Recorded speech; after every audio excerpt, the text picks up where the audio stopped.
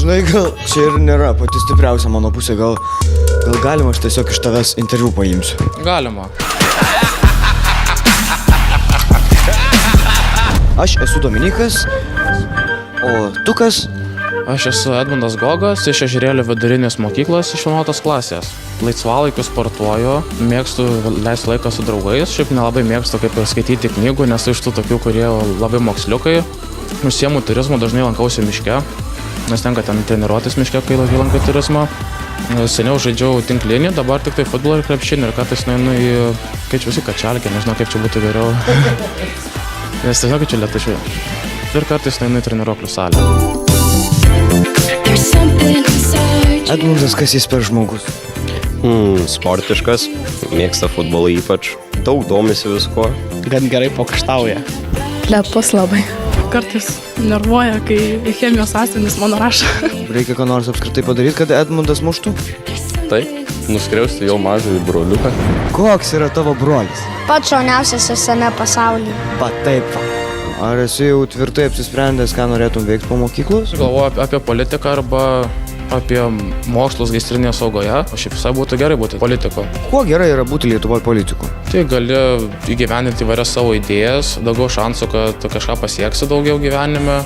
Manai, politikų būti Lietuvoje lengviau nei mokslininkų? Manau taip, lengviau. Tiesiog galbūt tau nereikia tiek daug stengtis, kad būt politikui labai tokia garsi Lietuvoje.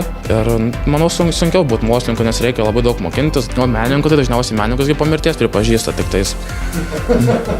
Šiaip tai eilinis vaikinas, nieko neįsiskiriantis iš kitų vaikinų, žingeidus, sakyčiau šiuolaikinis, ne tas vaikinas, kuris kala, viską moka ir viską žino.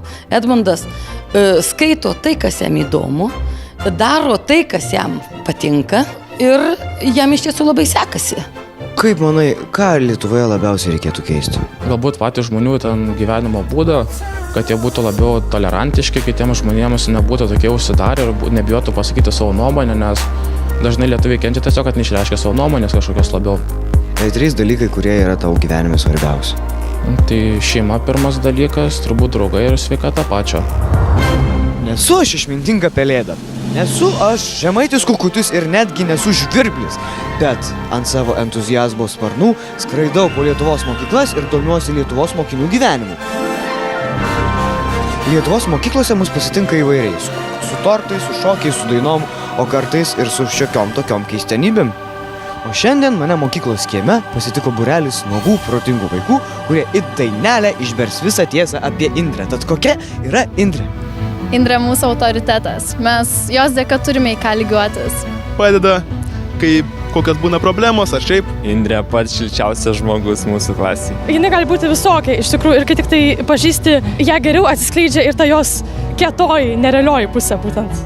Jin labai nemėgsta praleidinėti pamokas. Jinai, pavyzdžiui, dabar buvo susirgus ir labai pergyveno dėl to.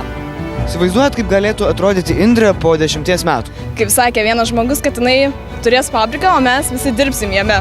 Indrė, apie tave mes šiek tiek sužinojom iš tavo klasės draugų, bet kas tu esi? Prisistatyk.